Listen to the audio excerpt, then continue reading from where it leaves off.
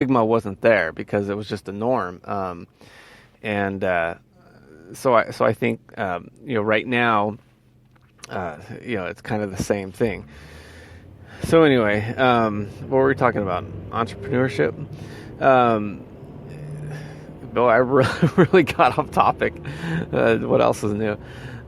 So anyway, yeah. So you do want to evolve your opinions to be right as possible whenever possible. And when you're wrong, I just say, hey, fair enough. That's a good point, and I can move over because believe me, it's you may move back and forth on a few things, but it's a good way to go through life. But I think at my core, I will always have the fundamental things that will not change, and one is to be happy. You have to work on it. It's happiness is within you, not what happens to you.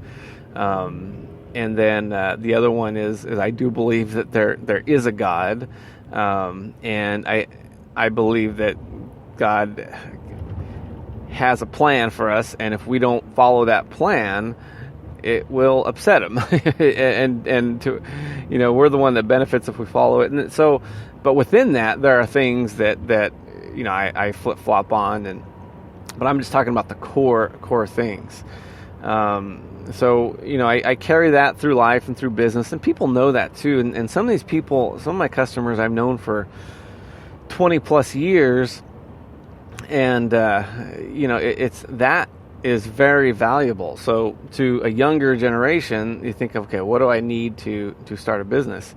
You first you got to find your group, and you got to stick with them, like it or not. You stick with a group, and sure, there are people that fall off. There's people that right now I wish I can accommodate. I can accommodate, but I can't. I just got too busy, and it kind of haunts me a little bit. There's good people, and some of them, they had a big network, and I was just overwhelmed, and I just could not return their calls, and I'm sure they are upset with me, but it's just, unless I cut myself in half, I can't do it. And, so what it is instead of, worry about the defense, like, oh no, I gotta, hit up all these people and make sure everything's okay.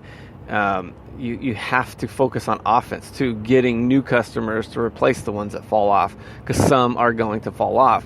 Sure, do everything you can to keep people but there's some people that you just can't do it. And I think at the very beginning you have to go for that 100%, to keep everybody, almost even the customers that help you lose money, and unless you're doing something more important. And then, as you get busier and as you can afford to focus on the money makers and the easier stuff, that's fine. But, that's one thing about being in business for a long time is you have that luxury, and it is kind of nice. So you got this thing called social media now, and one thing I guess that kind of is weird is the customers that you can't meet all their needs. They can get on social media and blast you, but I think one important thing is don't give them enough energy to where they even care to blast you. Don't never add an insult or just be totally disconcerting. I just explain to people, say, look, I'm sorry, I'm busy, couldn't get back to you, or sorry, I couldn't meet those needs. And let their complaint be something to where if they do jot it down, it's not that big a deal. Like I tell my wife, she runs the office, and I go, I don't mind so much if people cancel on it or use another company if they quit using us because we couldn't squeeze them in the schedule. Because if they give us a 1-star rating, like, oh, these guys couldn't even squeeze me in their schedule, well, that's not gonna piss anybody off. They're like, oh, well, they're busy. Why were they busy? And I understand. Maybe I'll just call earlier and all that stuff. So the alternative would be, okay, I'm going to try to squeeze these in. I'm going to hire some temporary losers, and now these guys are going to do a bad job. And I would rather not have somebody say, "Oh, these guys that came in were untrained," and blah, because now that bleeds over all the stuff I've been doing for the past 20 something years.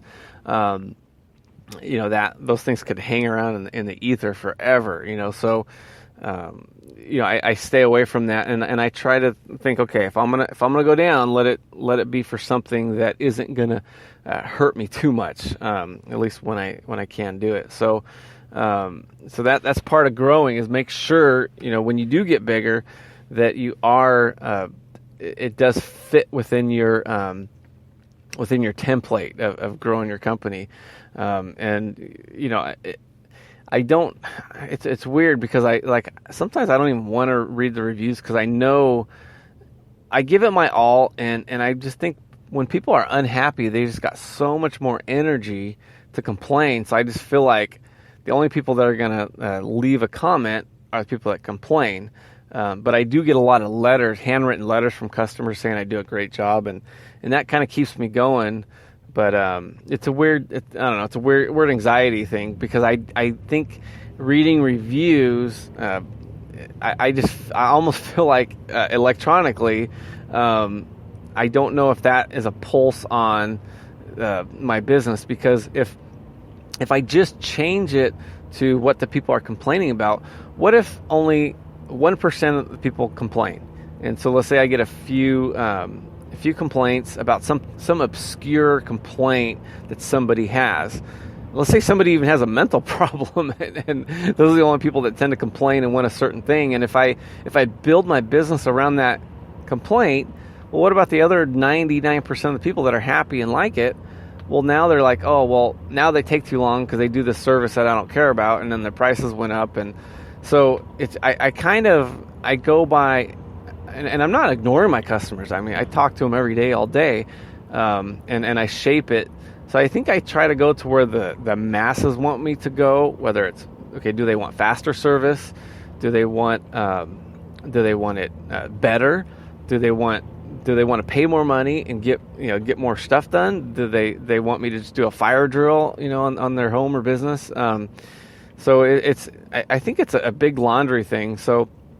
If there's a lot of complaints about a certain thing, then yeah, I'll have to tackle it. But just to I don't know, to go and read like, let's say, all the 1-star stuff. I mean, I don't have one stars, but if I did, I don't know if that would be beneficial, because here you're trying to do the best you can, and that's all you could do. And if that stuff's just it's almost like reading somebody that just is a hateful person than a blogger.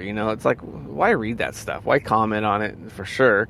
If it's just going to hurt you, because as long as you're trying to do everything you cannot make everybody happy, especially when you're doing it for a long time and you're trying to reach a lot of people.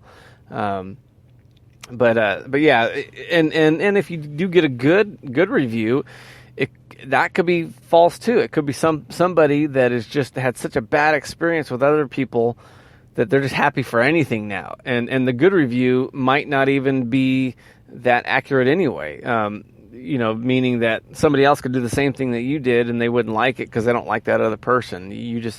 Let's say they're having a great party and it was a Friday and you had their service and they were just in a good mood anyway. So, some of these reviews, you can't live or die by them. I think all you could do is just take whatever is the thing that most people will complain about, or most people that comment on in a positive way, and I think that's what you should make your decision on. In the social media world, you kind of have to, because people will be taking their pot shots. We had a guy come in, and he was a social media guy, and he was talking about like building your brand, and I do like the fact that you could build your brand, but I'm thinking first you got to build your company first. And these guys, they have their retainer fees that you got to hire them, pay all these marketing guys, pay them $20,000-$30,000 or whatever just to get going. But you got to build your company first. And your brand is just a reflection of that company that you built.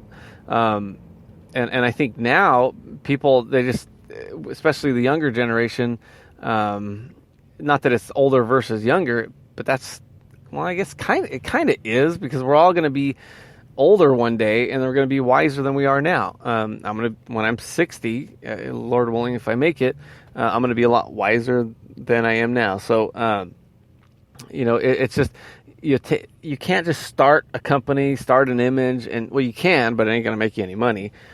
You have to do the work, have people enjoy it, and then, you could show the world by way of social media what you've been doing. And I think if you can capture that, if you're smart about it, you got the world by the reins. But you do have to put in the work first, the labor and all the stuff you don't feel like doing.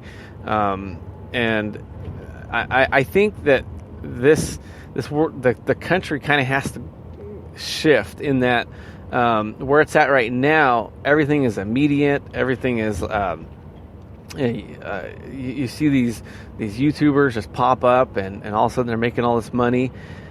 But for every one of those, there's millions of people that aren't, making that instant success. So I always say that when you're starting a company, you have to start with the boring stuff that isn't exciting, isn't reported, the failures that aren't reported. If my daughter, she does that dog walking thing, and whether she does it, whether she's successful or not, is up to her. But she's on some stupid video game now, and I'm just thinking she should be on Facebook for we have like a Facebook on our block. She should be hitting that up and advertising, but she's not. So right now, if I was to judge how this business is going to work out, judging by way of her not spending all her time on that, that is not good. That's going to hurt her. And I could make that decision based on things she's doing. Not that I don't love her, or I don't think she's a hard worker. It's just that she's not utilizing all the tools that are there. And you take that, and that's the same thing with any big company too. The same, if they're not utilizing the tools, if they're not focused, they're not in on it, they're not going to grow. And if you're not growing, you're dying.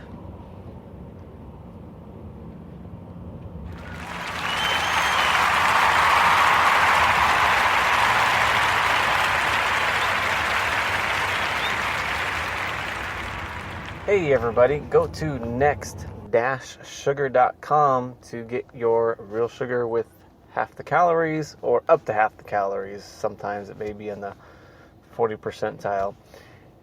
Get your ketogenic diet going, and that's one way to get it going. If you don't want to do it, buy it for somebody that you care about, because sometimes people just need that kickstart, and it may just be a box or a bag of Next Sugar. Also, you can bake with it. And check me out on a daily podcast on Instagram. I'm going to be posting some stuff every day, just kind of little teasers to get other people going. And eventually we will get the website going. It's adailypodcast.com. But be patient, very patient, because it's me building it. And my big IT team that consists of my wife right now are working on it arduously as we speak. Well, right now, she's probably watching the Bees movie with the kids right now. But I'm certain as soon as she's done with that, I'm sure she'll get right on it. Anyway, I know she listens, so I could poke fun. All right, guys, we will get back to whatever exciting stuff I'm on.